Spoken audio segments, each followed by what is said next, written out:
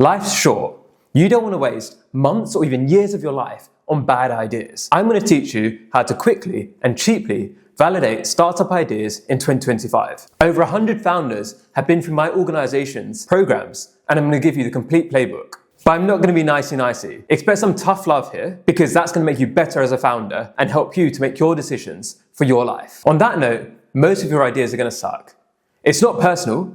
Most people's ideas suck. In order to be successful, you've got to be able to detach yourself from your ego. Mark Randolph founded Netflix, and I interviewed him when he released his book, That Will Never Work.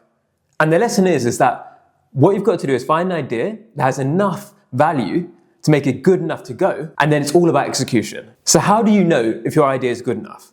You have to rewind. It's not about your idea, it's about the problem. Problem, not solution. Don't become obsessed with ideas. Become obsessed with problems. Idea-obsessed founders close their ears to external feedback and they fail slowly.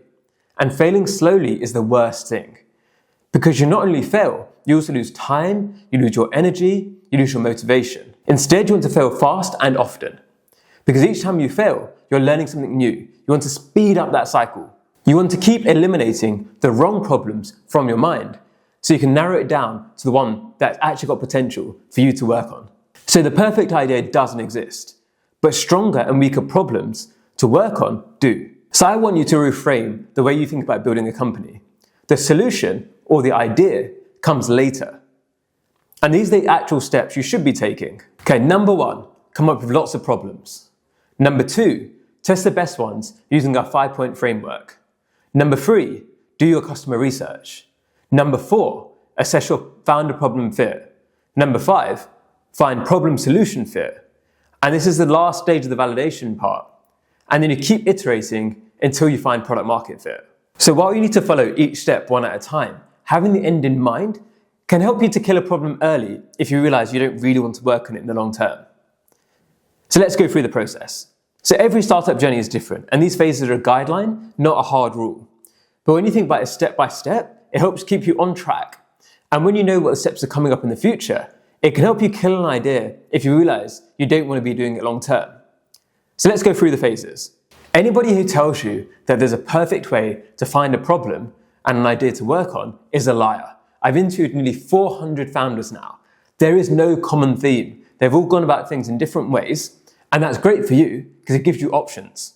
So as no one size fits all, that means I'm going to give you the different paths you could take in order to find your ideas and to list out ideas, and then you pick the ones which most resonate with you. I'm going to start from the least recommended side and gradually move to ones I more recommend. But it doesn't mean that you can't find a path that works for you. New technology. Some incredible startups have come from scientific discoveries where somebody worked out how to monetize it effectively. Yet for many others, the path is much more difficult and doesn't always end up with that pot of gold at the end. Quantum Dice is an example of a company that's being able to commercialize the underlying scientific breakthrough. So what Quantum Dice does is they've used random number generation by using quantum computing, which is great for cryptography and for so many other different uses. But that started at university research and it's now taken them several years to get to the stage where they're now being able to work with large organizations and really bank that money that they've been able to generate over time. The difficulty here is sometimes the people who are good at the scientific discovery side aren't always good at the business side. And this is where the co-founder team mix really comes into play. What often happens is not necessarily the people who make the actual underlying breakthrough who try to build startups. So classic one here, right now you're seeing it. So AI is the big trend at the moment. Most people building startups with AI, they're not actually doing the real innovation. They're leveraging the new tools in innovative ways. This is true of blockchain in the past and other different technologies. What these people are doing is they've discovered a new technology and they're trying to find a problem to apply it to. And in some terms, this is known as like a solution trying to find a problem. And this can often be a way that's looked down upon within the startup industry because it's not looking at what's the problem and really focusing on that first and then deciding, is that problem best suited to this technology? So one of the companies I invested in, Matt Ong, founder of Control. He wanted to democratize investing into alternative assets. And he had a background in this space, and he then did experiments, discovery. He tried to work out what's the best way to solve this problem because there's so many people who wanted to invest in this space who couldn't get access. And then he found that blockchain was the best way of doing that. So rather than coming with the idea, I want to use blockchain to solve this problem, he instead came from what's the problem, what's the best solution, and then use innovative technology to do that. Next is second order effects. I love this as a way of keeping me sharp. The world is constantly changing, and this creates new opportunities all the time. Get into the habit of thinking about who's going to be affected by recent headlines.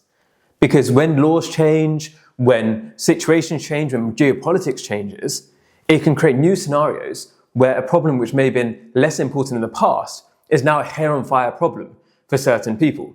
So by spotting these trends, you can then adapt that new problem and seize the market very quickly. One example is there are many startup founders who started with hygiene-related products in 2020 because of the global situation. Another example is stricter laws around privacy and data, and this created so many data startups who knew that there's going to be a problem for corporates who now need to meet all these different demands. So when you're paying attention to news, you think, who's this going to affect? Is there a new problem here? And can I get in early? Industry problems. Not all industries move at the same rate. So when there's a large incumbent industry which hasn't been adapted and hasn't evolved over time too much, there could be opportunities there. So if you get to know the industry really well, you can then look at, okay, where are the inefficiencies here? Where could potentially I could make the businesses much more effective, or where can I really serve consumers that the existing incumbents, because they've had competitive advantage over a long time, haven't made the effort they could have made. And one thing with this, for example, is you look at the neobanks, because the incumbents there were very big and slow moving, so a new bank could move much faster and adapt to customer needs much quicker.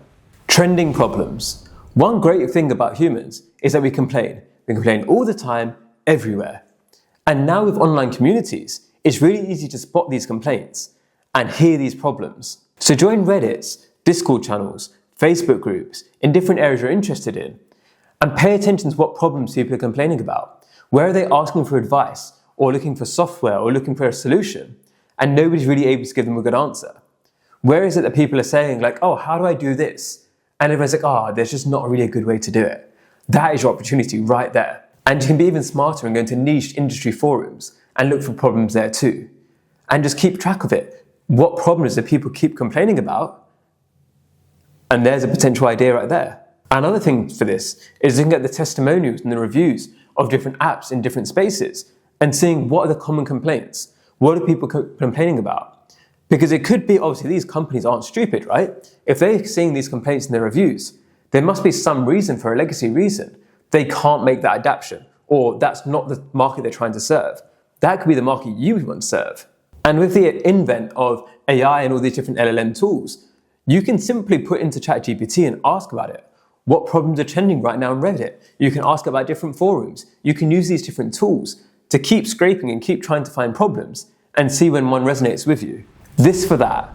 There's so much arbitrage that's available right now that people can take advantage of. Outsiders often have an unfair advantage in startup communities. And you see this with many immigrant founders doing so well. And why is it? Because in their home country or the place that they're from, maybe it's in their industry, there's going to be tools that exist that don't exist in other countries. And what you can look at is, what's a company doing really well in America? Are they entering the UK anytime soon? Maybe you can take that same model that's working out there and apply it to the UK, and then you can be an acquisition target for them in the future. One classic example of this is DoorDash and Deliveroo. They're doing very similar things, but because Deliveroo was able to really get a good foothold in the UK market, when DoorDash wanted to expand, it was an obvious acquisition target for them, and they're able to make a huge amount of money in a short amount of time. So that's one thing to think about. What tools do you know that exist in other countries or exist in other industries that could really make a difference in a new place? Problems of those around you. As children, we're always told to listen, pay attention, all of that stuff. And it's actually a really key skill as a startup founder. If you're listening to other people's problems, if you're paying attention to where other people are struggling, and you've got that empathy about you, you can spot opportunities.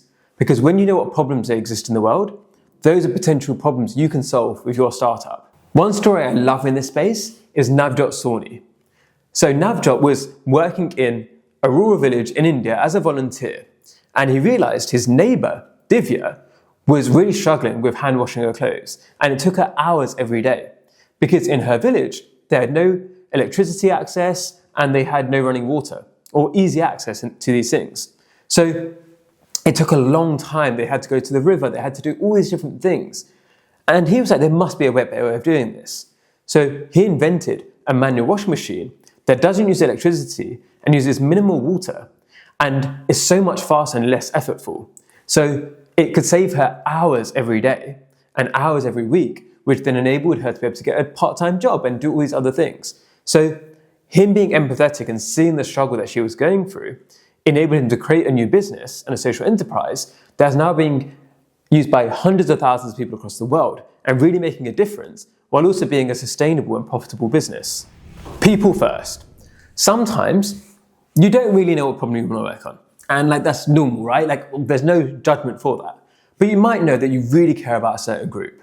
So for some people, they might really care about perimenopausal women, or they might really care about children in a certain place, or maybe they really care about animals, or they just really care about a particular group of people. What they can then do is then talk to loads of people in those areas, talk to loads of that target customer base, and try to discover problems. Hang out in those places. What are they complaining about? And this is another way of going about it, right? If you don't know what you want to build, but you know who you want to serve, what you can do is just dive into that group, really pay attention to them, and really try and work out what can you do to make a difference to them, add value to them, and there's your startup idea and the startup problems. Your own problems. Now this is a clear starting point, right? Just look at your own life, pay attention to what things are frustrating you, what do you wish existed, where could a startup and an idea and a solution potentially help you? And this can be both in your personal life or in your work life. And the key element of this is that whenever you face a problem in your life, keep searching for solutions. If you can't find one, maybe that's your startup. One important thing to note though, is just you experiencing the problem yourself doesn't necessarily give you an unfair advantage, because all of your potential customer base would also have that same unfair advantage. So I see this a lot, and just because you're building something where you're the customer doesn't necessarily make you the best person to build it. But let's go into examples for both personal life and for work life. So on the personal life side, let's start with Ahana Banerjee. She's the founder of Clear, and she came up with the idea very quickly in order to meet YC requirements. And her entire life, she struggled with skincare problems. She became obsessed with it. She was constantly looking at it. She was trying to find different solutions. For many years of her life, she had really deep expertise because she was so much more obsessed than most other people. And what she could then do with her technical skills as well is work out a solution to how do you fix what she was seeking and never being able to find. And she knew so many other people with also skincare problems who were looking for the same thing and couldn't find it. Second example is Faisal, who's a second-time founder, now building Performer AI. In his first company, which is a Series B company, he worked so hard that he experienced a ton of burnout. So what you often find is that second-time founders often go into health tech because that was their big problem. So what he looked at is that he was really struggling with burnout. What can he do about it? So he had low magnesium levels, he had different minerals he was missing, but it wasn't easy to detect this. He didn't really know what was going wrong with him. So what he's now building is a wearable that can detect these levels easily and help solve that problem, because he was really frustrated that he suffered for so long for no reason. Now moving on to the work problems. So I think everybody, when they have a job, is going to be complaining about something, right? Now, what it is assessing, is that thing that you complain about, is that a potential startup idea because there's a problem there that needs to be solved? So let's look into more detail. So let's take Rim Shah. Rim Shah is one of the co-founders of Arvo.ai, which is YC backed. And he used to be the product lead for financial crime at Revolut. And what he realized, there were so many manual processes involved in his day job, and he was like, there must be a better way of doing this and automating it. So now he's building an automation tool that he knows that Revolut needed, and he also knows that other banks would also need. So he's taken something that really frustrated him and made it into a new startup that's then getting that backing to really expand fast. Then Sonal Ruttan. So she was high up in the banking world and in the technical space, and she was having to do deployments all across the world. But the problem was that the regulations were different in different places, the privacy, the security, and it became a complete mess, and it became so difficult to deal with. And there was no easy way to do it. And she was like, this has to exist. She got so frustrated with the problem, she then created X8, where she's the co-founder and CTO, to solve this problem. Bonus, problems while building. I told you earlier, most ideas suck, right? You can have all the problems on this list, you can try to start ideas about these problems, and they're probably not going to work. That's just normal, right? You've got to iterate, you've got to try things out, experiment. But sometimes, in that process of fixing or building a startup and then trying to fix the problems that are in startup, that can be the real startup. And those can grow and scale really fast. So sometimes the very act of trying to build something, even knowing it might not work out, can create further startup ideas. Classic examples. Slack started as an online video game company. YouTube started as a dating platform. Instagram started as a check-in app. And Shopify was a snowboarding company. So what you can learn from this is that even if your first problem sucks, even if your first idea sucks, it gives you a wider perspective and a surface area to learn about other problems, which maybe are going to be the one. So there's a bunch of different ways to figure out some ways to create problems there. Now we need to shortlist them. Shortlisting problems. By this stage, you should have a list of different problems that you could potentially build a solution to. Some of them are going to be good, some of them are going to be bad, and lots of them are going to be downright ugly. Now what you need is a process to figure out which ones should you take into a deeper dive for customer research, and which ones are those ideas which just don't really have potential. There's two elements here. One is the potential of the problem itself, standalone, but it doesn't exist in a vacuum. And then it's about your potential as a founder in that area to solve it. So what we're going to do at this stage, we can't find founder problem fit because we don't understand the problem well enough yet. So in our customer research, we're going to really understand that problem, and afterwards, we're then going to assess you again to see if you're the right founder. And I'm going to share the framework for you to do this. One thing to be aware of at this stage is weeding out tar pit ideas. Tar pit ideas is coined by Y Combinator, and the idea is essentially that some ideas seem so inviting, but then when you actually try to do them, you get stuck in them because they're much harder than you think. They trigger that, why hasn't somebody fixed this yet energy? But usually there's a reason, right? And you just don't know about it yet. And there's very common ones that we see all the time. Usually it's problems such as social media or solving loneliness. And often the challenge is that they consider every single person in the world as a potential customer, which is just way too broad and is too big a problem to try to solve. Dating is another common space for this, right? Everybody hates dating apps, but everybody still uses them. And the challenge is that people have very personal tastes here. So if everybody's trying to build a dating app, but it needs a critical mass of enough people on the app to make it worth it, then it's a very difficult thing to overcome as an early stage founder when you really need those network effects right at the start. And what people fail on is they're trying to make it for everybody. Tar pit ideas are often where you can't be specific enough to really be the best in the world for specific customers. It's often not a hair on fire problem and not niche enough. So let's look at our problem scoreboard. 5 questions, which you need to score out of 5 on each problem. And then afterwards, you're going to rank your ideas in order of how much they scored. The first factor is intensity. Does it feel like a hair on fire problem? Is it at least a priority for some people? The most deflating problem to work on is when nobody really cares. It can be a mild annoyance, but nobody's going to get out of their way to buy anything to fix it. Second factor is the market size. Does the market feel big enough? Roughly how many people suffer from this issue?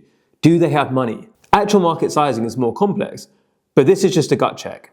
If you're trying to solve a disease which only affects 5 people in the world, they need to be extremely rich for you to make any money from it. However, don't discount the adjacent markets. The first problem you solve could be a wedge for further products. Next is access. Do you know how to reach people with this problem? Will they reply to you? Will they buy your products?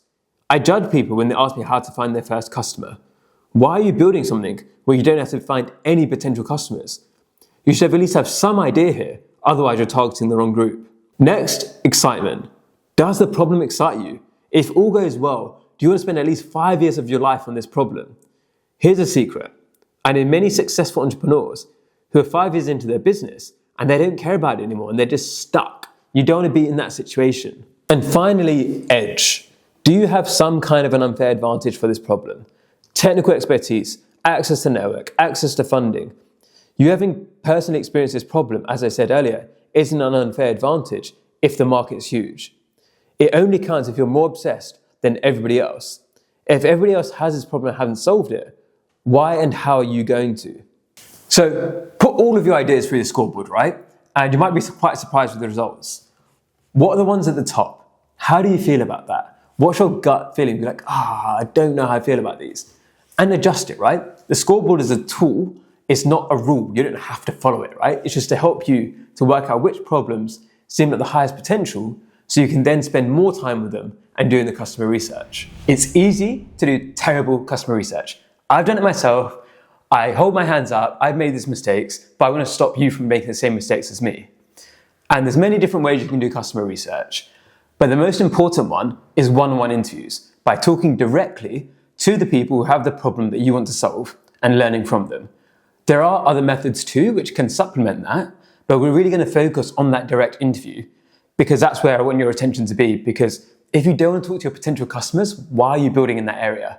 Customer interviews are scary for some founders and they won't do it and they're going to fail. It sounds blunt, but if you can't understand your customers' problems, you can't possibly build a solution and a long-term solution, a startup, if you're not even talking to your customers or engaging with them. You shouldn't cheat here either. The only customer feedback that matters are the potential target customers. Everything else is just noise. And I get this a lot, right? People come to me and say, do you think this is a good idea? And who am I? I'm just some random. If I'm not somebody who's going to potentially buy the product, my feedback is irrelevant. All I can do work on is, have you talked to your customers? What have they told you? If they're telling you the right things, then I can help direct you. But you need to be talking to your customers. You should know them better than I do. So you should have a better idea. And I've seen too many founders who don't do this part and just reach out to random people and entrepreneurs like, oh, have I got a good idea? And if they say yes, they think it's validated. And that's not the case. It has to be with potential target customers. But who are your potential target customers into in the first place, right? So ICP versus ECP. So what you're trying to do here is separate your ideal customer profile from your early customer profile. And they might not necessarily be the same thing. But what you should be doing the customer feedback at the beginning is mainly with the early customers. And let me explain what that means. The ideal customer profile are the long-term customers, right? Who are going to be the people with the bigger market size who are really going to be able to take this product super far. But they might be less willing to try at the beginning, especially when you think about enterprise clients. Like your first client, unless you have an extreme caliber background, is unlikely to be a major bank or somebody like that who's going to have a lot of approval processes. Whereas the early customers, the early adopters, they can be much smaller. There might be a lot less money in that area, but they're willing to try. They're willing to give your product a go. They're willing to talk to you. They're willing to give you feedback. And you can use that to prove the use case and have more traction and more validation before reaching out to the later customers. So it's great if you can do both, but what you really want to do at the beginning to move quickly is to focus on those early adopters. And it helps you to get over the cold start problem, especially if you've got network effects. If you're building social media and nobody's on the platform, nobody's going to care. So you need to target who are going to be those first people who are going to potentially buy this and evangelize this for you. And when you're thinking about as customer segments, be as specific as possible. You can't just say like, I'm for all men between 20 and 80, right? Because let's say you're doing something for health. Your target customers might actually be people in a particular range or at the highest risk, rather than just all men. The larger market could be all men, and maybe you do get to that stage, but you've got to think about it in stages, right? And we think about customer segment, so you should have one to start with. But if you're building a marketplace, you're going to have two, obviously, right? Because you're going to have people on one side of the marketplace and people on the other side, and you should be doing the customer research with both sides. And what's difficult, especially coming from a corporate background, or if you just come out of school or university, is the idea of the linear path. And when you're doing customer feedback, sometimes you get to a certain stage and then realize, actually, I thought it was getting validated, but it's kind of shifted now away. And you're going to have to redo things. And when you're building out the early product and the early idea and how you're going to solve it, it's actually looking at what got you here might not get you there, right? And keep that mantra in mind of the tactics I'm going to use at the beginning don't have to be the same tactics I do if I get to a $100 million company in the end, right? You should be acting very differently as a scrappy solo founder at the start versus a $100 million company when you have huge access to resources. And remember as well, many of the biggest companies today started off way narrower than what you see. So Tinder and Facebook were just initially focused on one particular university and then to other universities, and then they expanded from there. So don't look at where they are today, look at where they once were right when they started instead. Where to find people. So when you're looking for the interviews, you've obviously got to interview customers to begin with, where do you find them?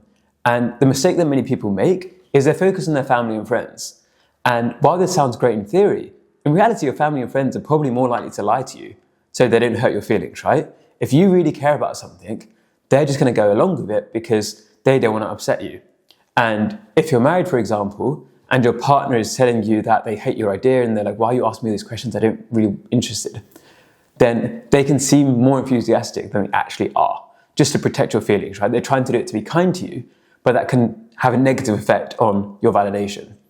So here's 5 ways to find potential people to interview. 1 is social media forums.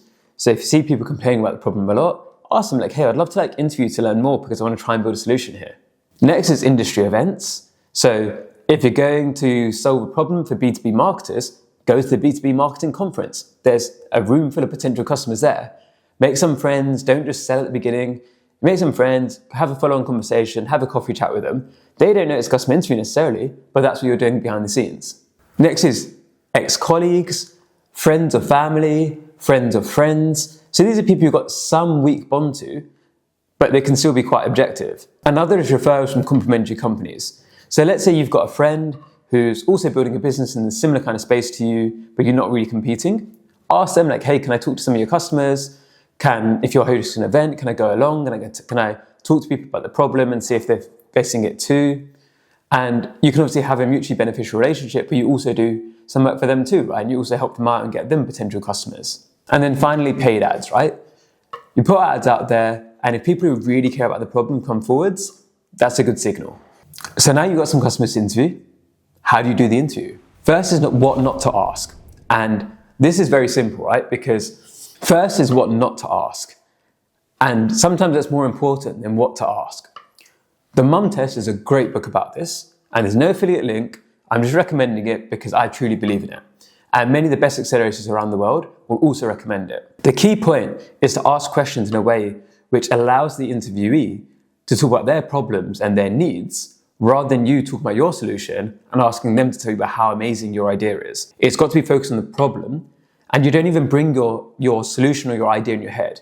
You might have a hypothesis at the beginning, and it's good to have a hypothesis. You're going to test, okay, I think that people between this range and this customer segment are going to really care about this problem, and I think they're going to have a budget of X amount to be able to fix it. So you're going to avoid asking leading questions like, would you use this? Is this a good idea? What about if someone did this and it just happens to be your idea? And even trying to get them to validate what you're saying. So if you're saying like, oh, don't you wish somebody would fix this? Don't you wish somebody would build a business here?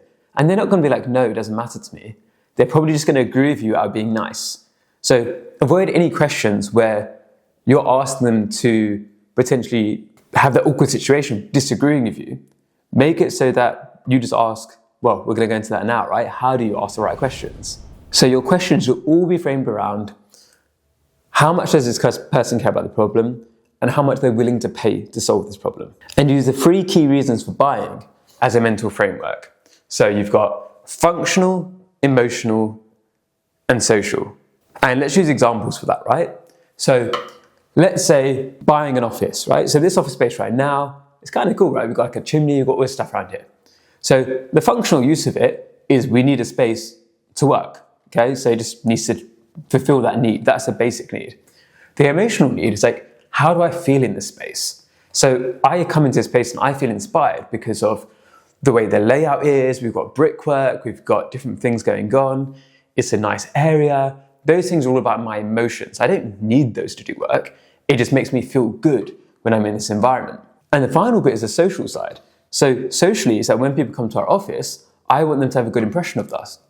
I want them to like us. So when you're buying each thing you're doing, you've got these different frameworks there. And what you want to understand is, for somebody who's trying to deal with this problem, what's the functional problem they want to solve?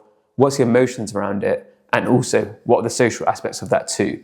And if it's B2B, for example, they want to look competent, right? Like, you want to make sure that your clients or your salespeople or your bosses, they think you're so smart for bringing in this software. They think you're so smart because of what software allows you to do. So each interview actually only needs to be like 5 to 15 minutes. You just need to try to get them to open up and go from there. So I'm going to run through a bunch of questions now to just get your mind in the right frame. How do you currently do X? How do you feel about the process? Are there any parts which frustrate you? Have you tried to do anything about it? Is it something you think about a lot? How much time do you spend on trying to solve this problem at the moment? Tell me about the last time you tried to solve it. What's the hardest part about doing it? What tools or hacks are you using right now? Are there any problems with those tools? Or what do you like about those tools? How did you deal with the fallout of the problem? So you want to be encouraging them to talk most of the time. This is about them, not about you. So when they answer something, be like, oh, tell me more. Or, oh, how does that work? And be curious. Like, even you can see as I'm doing it, as I'm talking to you guys, is that my head will tilt to the right.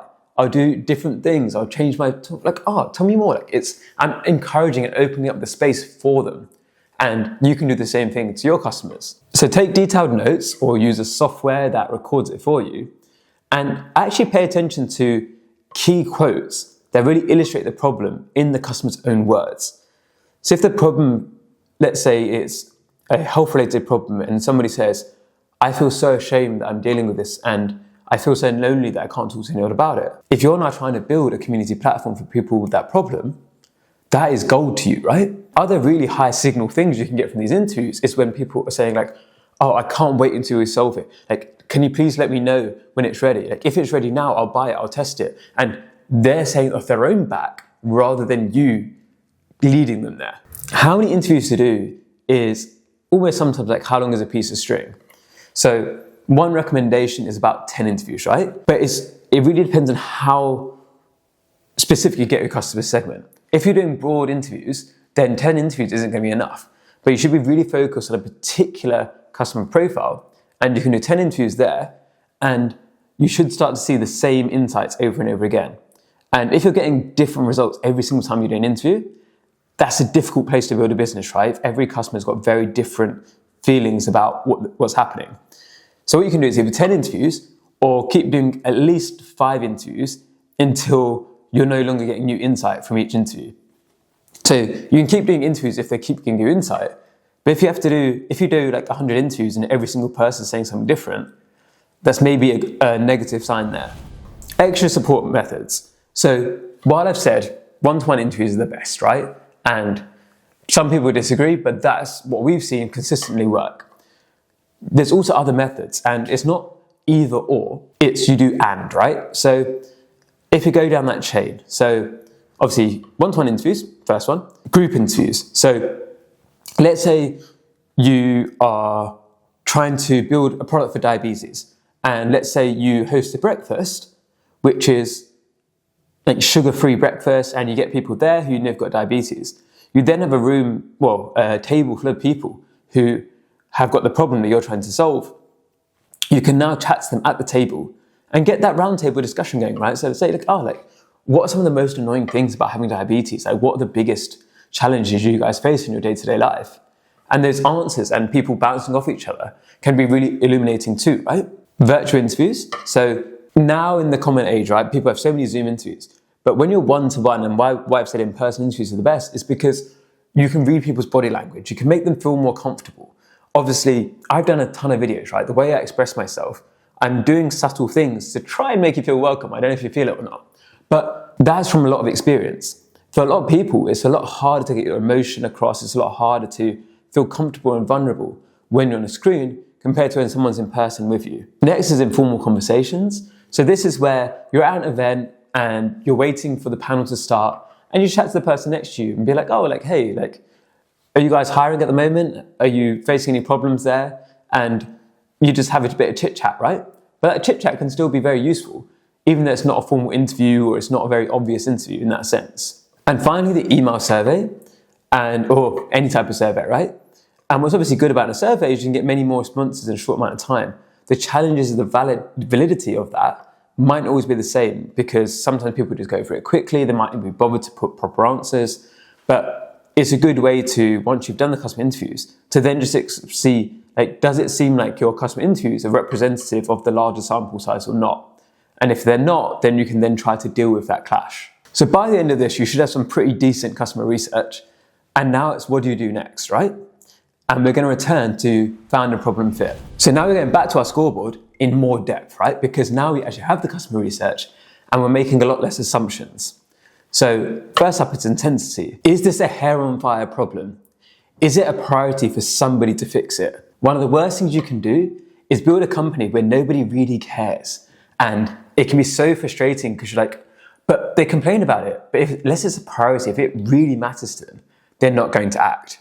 And just to break this down further, we often say there's two types of problems, or two types of solutions, the vitamins and painkillers. Vitamins are longer term, they're good for you, but people often will buy painkillers because they do it when it's urgent. So when we talk about hair on fire problems, I know I've used that term a few times, hair on fire problem means that it needs to be put out now. Because if you've got your hair on fire, you need to deal with it. If you've got like a little scratch, you might just leave it, right? If you've got a bit of a headache, you might just leave it. But if your hair is on fire, you've got to act. And you're going to be solving those hair on fire problems. From your customer interviews, did you feel that passion that like this is a hair on fire problem? Like, please solve this for me. If you can come up with a solution, I'll give you all my money. Were you hearing those kind of vibes? Or were people a bit more apathetic and maybe you overestimated how much people care about the problem? Market size. How did your perception change the market size throughout this process? As you're talking to people, did you get the feeling of enthusiasm that actually maybe really people do care about this and maybe the market is bigger than I thought it was going to be? Or the opposite? And obviously at the start we just went by gut, but now get the numbers behind it. Really try to understand, do the modeling, how big is this potential problem? What's the revenue there? And this is always going to be imperfect, but now really take the time to go into numbers, really analyze it, really go into more depth. If it's a country-based problem or if it's a global-based problem, what are the sizes of those markets? And try to do it bottom up where you can, right? So let's say you're selling telephones, right? Or mobile phones, cell phones for the Americans listening.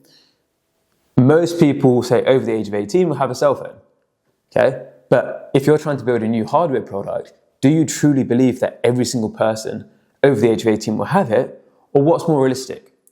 And how long would it take for that to take place, right? So remember when cell phones first came out, mobile phones first came out, it wasn't instantly everybody had it. It took a few years for that to happen.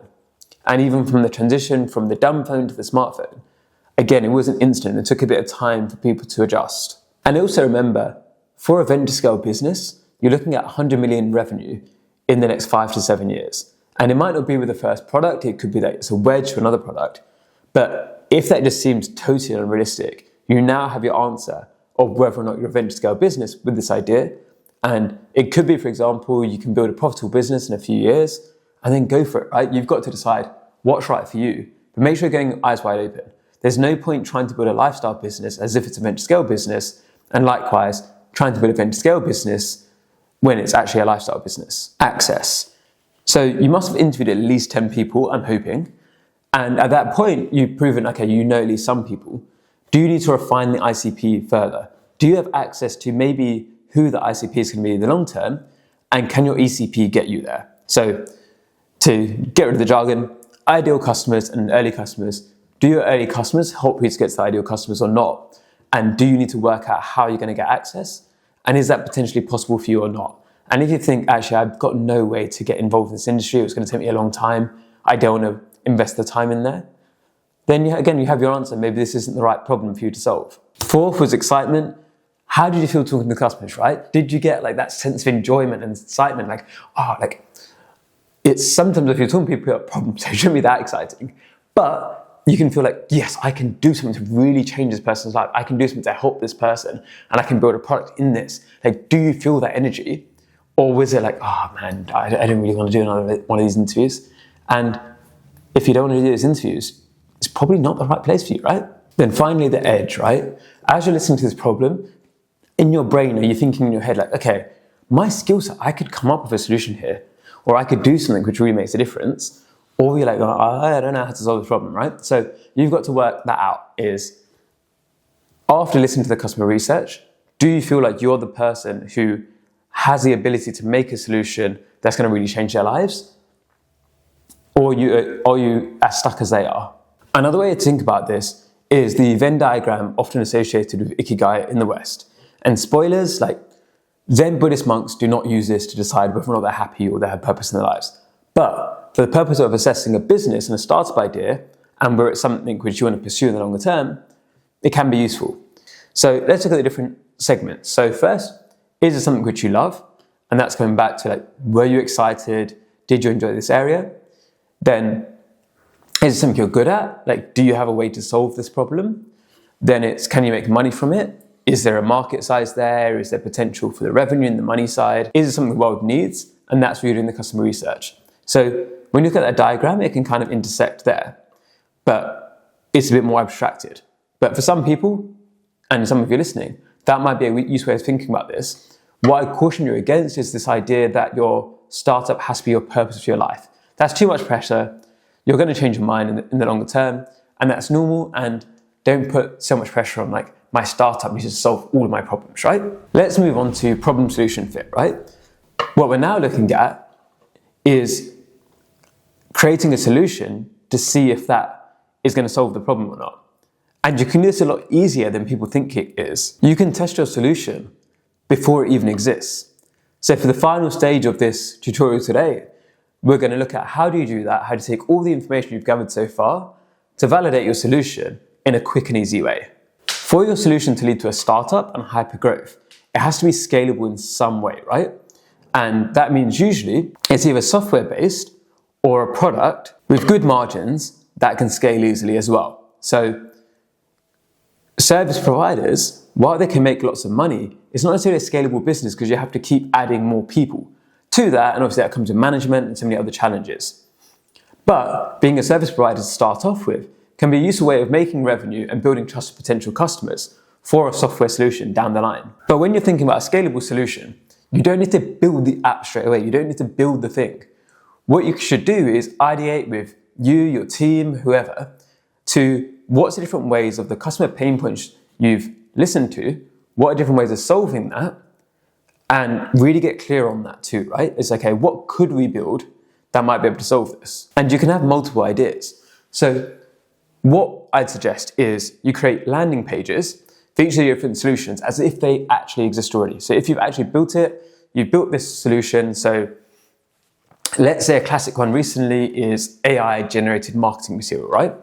So it might be you haven't built an app that does that yet, or you haven't built the chat GPT or whatever you're going to use, but you can create a landing page as if you have and do all of the marketing, and you can think about, okay, how am I going to speak to customer pain points, and then have a join the waitlist at the bottom or buy now button, right?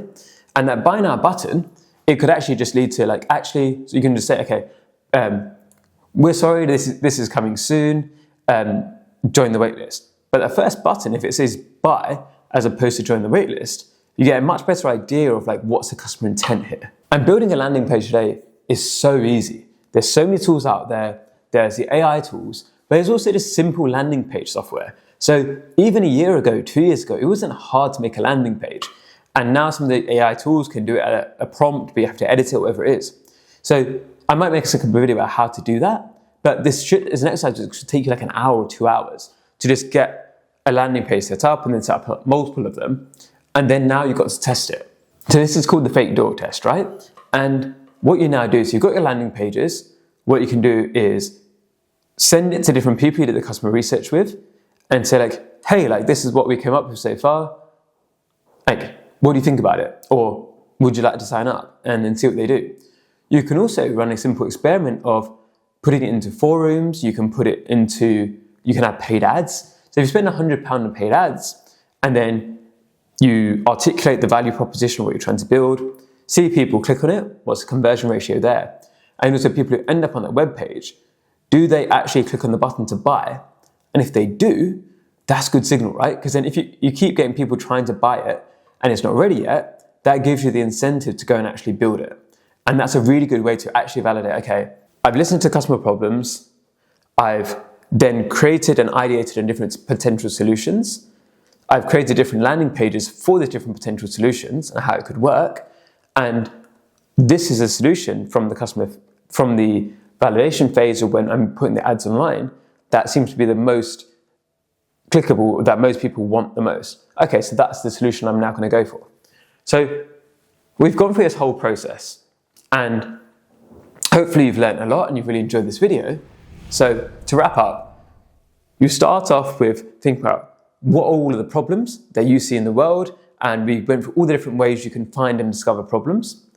Then what we decided is, then we looked for a framework in order to then assess, okay, which are the ones which seem the most highest potential, and we broke that down, we ranked them, and then for the ones at the top of that list, we then went deep into customer research, and we did customer interviews, at least 10, and then we supplemented out other types of validation too.